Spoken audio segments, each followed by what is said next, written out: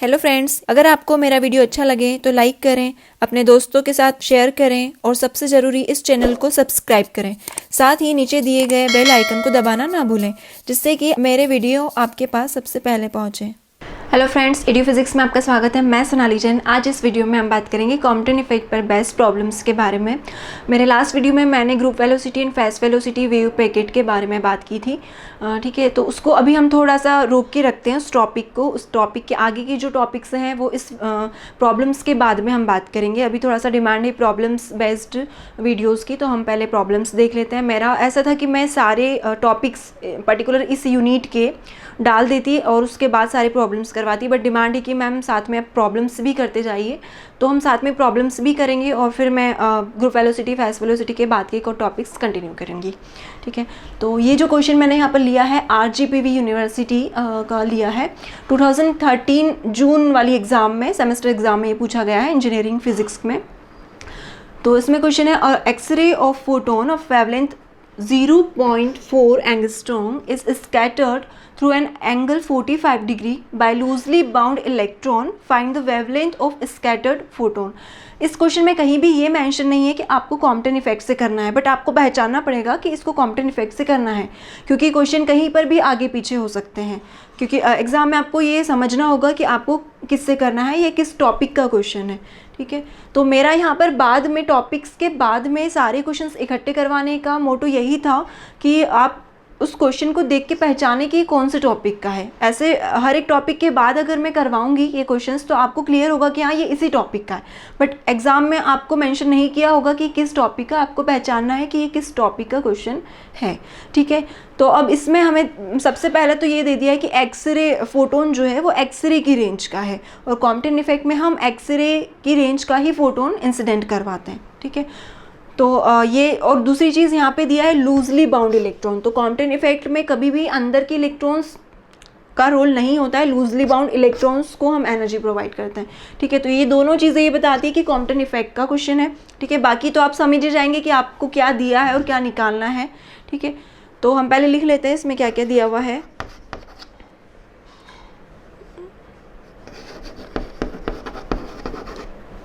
सबसे पहले आपको दिया है फोटोन ऑफ वेवलेंथ एक्सरे का, तो मतलब आपको लैम्डा दे रखा है, lambda incident photon.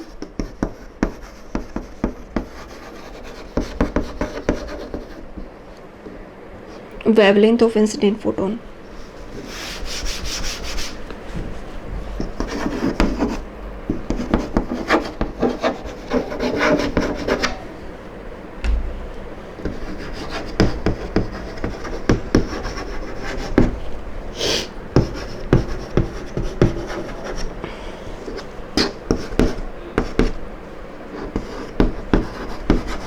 Zero 0.4 angstrom में आपको अगर एग्ज़ाम में क्वेश्चन में ये आता है कि आपको मीटर में आंसर देना है, तो फिर आपको इसको चेंज करने की ज़रूरत है मीटर में, अदरवाइज़ नहीं करना है, क्योंकि हम लास्ट में आंसर भी एंगस्ट्रॉम में ला सकते हैं, क्योंकि लास्ट में आपको वेवलेंथ निकालना है।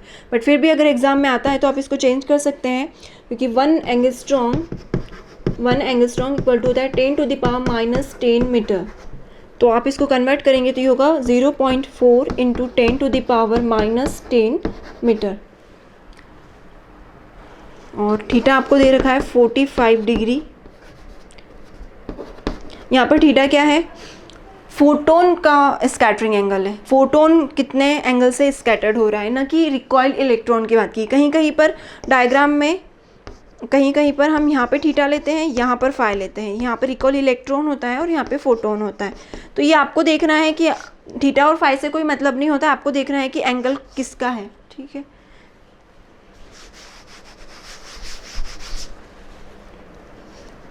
इसके बाद आपको निकालना है लैम्डा डेस स्कैटर्ड फोटोन का वेवलेंथ।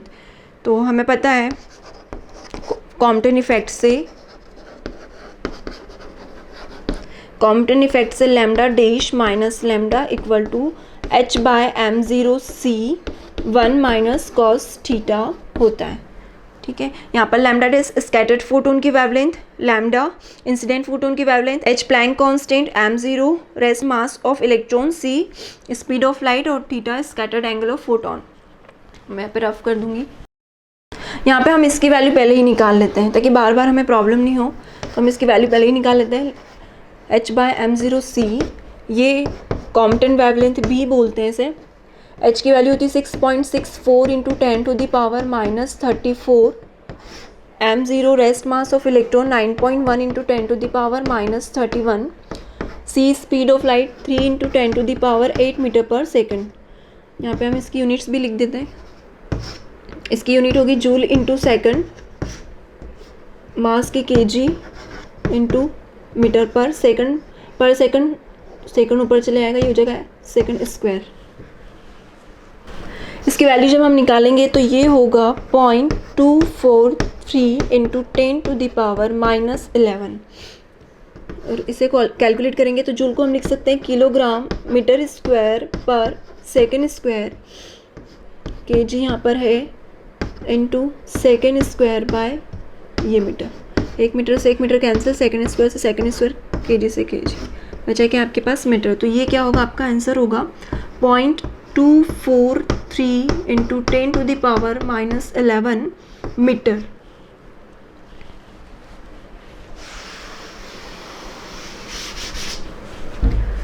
इसे हम एंगस्ट्रॉम में कन्वर्ट करेंगे तो हम इसको ऐसे लिख सकते हैं 0.243 इंटू 10⁻⁻10। एक 10 को हम नीचे ले जाएंगे, ये हो जाएगा मीटर। इसे हम लिख सकते हैं 0.0243 इंटू 10⁻⁻10 को एंगस्ट्रॉम लिख सकते हैं। तो ये होगा इसका आंसर। कॉम्पटन वेवलेंथ कितनी आ गई, 0.0243 एंगस्ट्रॉम। अब इसका यूज़ करेंगे हम। तो अभी मैं यहाँ पे इसको रफ कर देती हूँ। तो ये है लैम्डा डैश माइनस लैम्डा की वैल्यू 0.4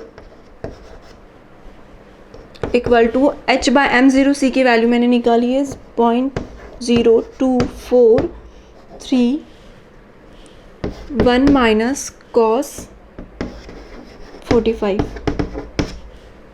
ये हो जाएगा lambda dash minus 0.4 equal to 0.0243 1 minus cos 45 होता है 1/√2। 0.243 1 माइनस 1/141।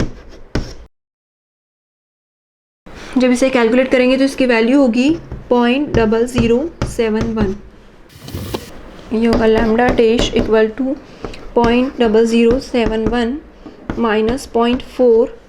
ये होगा lambda dash, sorry minus plus हो जाएगा, तो ये होगा 0.4071 एंगस्ट्रॉम।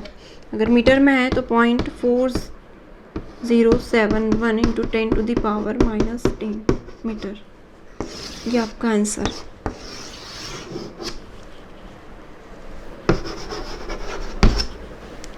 नेक्स्ट क्वेश्चन है RGPV मैट 2018 में पूछा गया ये क्वेश्चन।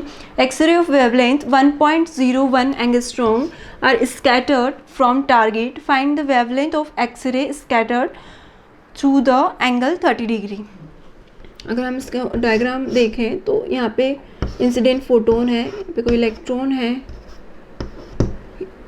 इधर रिकॉइल होगा और ये एंगल दे रखा है आपको 30 डिग्री। और इधर जब फोटोन जाएगा तो ये स्कैटर्ड होके इसकी वेवलेंथ हमें फाइंड आउट करना है। और ये दे रखी है lambda equal to 1.01 angstrom.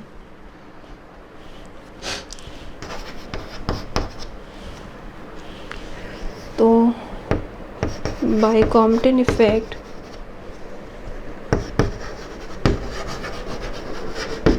Lambda dash minus lambda equal to H/m0c 1 minus cos theta. Lambda dash find out करना है, माइनस लैम्डा आपको एंगस्ट्रॉम में दिया है तो एंगस्ट्रॉम में ही रखना है। 1.01 इक्वल टू H/m0c, इसकी वैल्यू होती है 0.0243 एंगस्ट्रॉम 1 माइनस कॉस 30। ये हो जाएगा lambda dash minus 1.01.0243 1 minus cos 30 की वैल्यू होती है √3/2। जब इसको सॉल्व करूँगी 0.0032, जब इसको सॉल्व करेंगे तो इसकी वैल्यू होगी 0.0032। और लैम्डा डैश माइनस 1.01, तो लैम्डा डैश हो जाएगा 0.0032 प्लस 1.01, तो लैम्डा डैश होगा lambda dash equal to 0.0032 plus 1.01, और ये होगा lambda dash equal to 1.0132 angstrom. ये होगा इसका आंसर। दोनों ही क्वेश्चन में हमने वेवलेंथ निकाली स्कैटर्ड फोटोन की। अगर आपको काइनेटिक एनर्जी पूछते हैं इलेक्ट्रॉन की, तो फिर हम क्या करेंगे? इलेक्ट्रॉन की काइनेटिक एनर्जी निकालने के लिए हम क्या करेंगे? इंसिडेंट फोटोन की एनर्जी माइनस स्कैटर्ड फोटोन की एनर्जी, क्योंकि इंसिडेंट फोटोन की एनर्जी दो पार्ट्स में खर्च हुई थी। एक तो कुछ पार्ट रिकॉइल इलेक्ट्रॉन ने लिया था, कुछ पार्ट जो बचा हुआ था वो फोटोन लेके चले गया था। तो अगर आपको इस रिकॉइल इलेक्ट्रॉन की काइनेटिक एनर्जी निकालना है, तो इसकी काइनेटिक एनर्जी यानी इंसिडेंट फोटोन की काइनेटिक एनर्जी में से आपको स्कैटर्ड फोटोन की काइनेटिक एनर्जी को माइनस करना होगा। तो इसमें पूछा तो नहीं गया है, लेकिन हम कर लेते हैं। Kinetic energy of recoil electron, ठीक है, ये निकालना है। तो इंसिडेंट फोटोन की एनर्जी कितनी होती है? हम लिख देते हैं काइनेटिक एनर्जी या एनर्जी ऑफ फोटोन।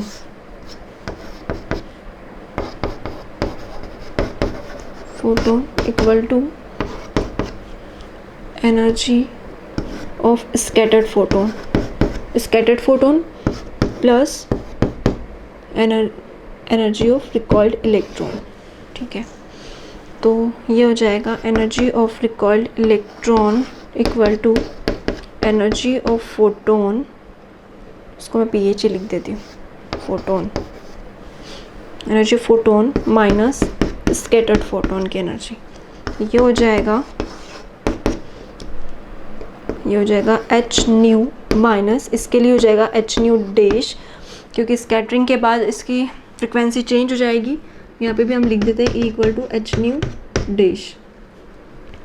वेवलेंथ की टर्म में लिखेंगे तो ये होगा h, कॉमन निकल जाएगा, न्यू माइनस न्यू डैश, इसको लिख सकते हैं वेवलेंथ की टर्म में 1 by lambda minus 1 by lambda dash. ये होगा रिकॉइल इलेक्ट्रॉन की kinetic energy of recoil electron. तो यहाँ पे लैम्डा भी हमें पता है और लैम्डा डैश भी पता है। लैम्डा और लैम्डा डैश की वैल्यू आप पुट कर देंगे तो आपके पास रिकॉइल इलेक्ट्रॉन की काइनेटिक एनर्जी निकल आएगी, ठीक है। नेक्स्ट क्वेश्चन है, in the Compton scattering X-ray of wavelength 0.005 into 10⁻⁸ metre are scattered, the wavelength of scattered X-ray is 0.524 angstrom, find the angle of scattering. इस क्वेश्चन में अब आपको थीटा फाइंड आउट करना है।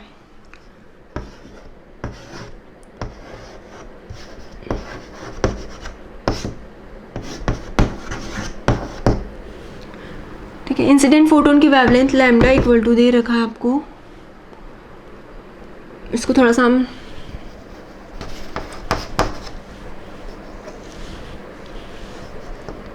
लैम्डा दे रखा है आपको, lambda equal to 0.005 into 10⁻⁸ metre, और स्कैटर्ड वेवलेंथ आपको दे रखी है 0.524 एंगस्ट्रॉम में। तो बेटर है कि हम इसको भी एंगस्ट्रॉम में कन्वर्ट कर लें, बहुत कॉम्प्लिकेटेड दिख रहे हैं।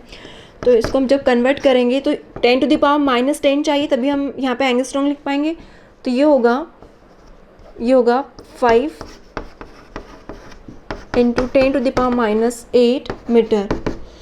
तो इसको हम ऐसा कर सकते हैं, यहाँ पे 2 0 को ऊपर ले जाएंगे तो ये हो जाएगा 10⁻10 मीटर, और अब हम इसको लिख सकते हैं 0.5 angstrom, 1 angstrom equal to 10⁻10 metre, ठीक है। तो आपके पास वेवलेंथ कितनी आ गई? Lambda equal to 0.5 angstrom, 0.5 angstrom. और स्कैटर्ड रेडिएशन, स्कैटर्ड फोटोन की वेवलेंथ है lambda dash equal to 524 angstrom, और थीटा आपको फाइंड करना है।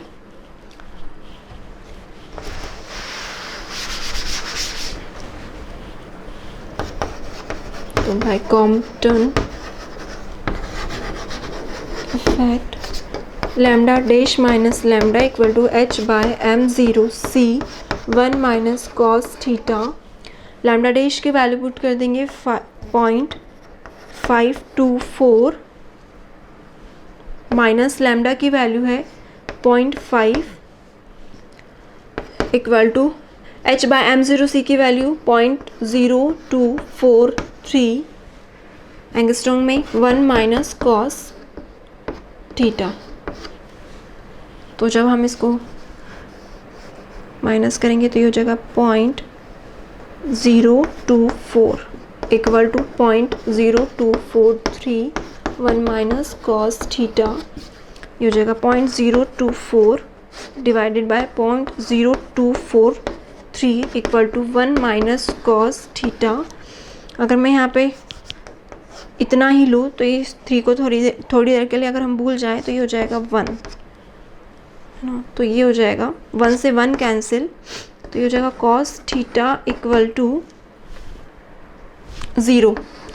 और कॉस थीटा 0 कब होता है? कॉस 90 पर।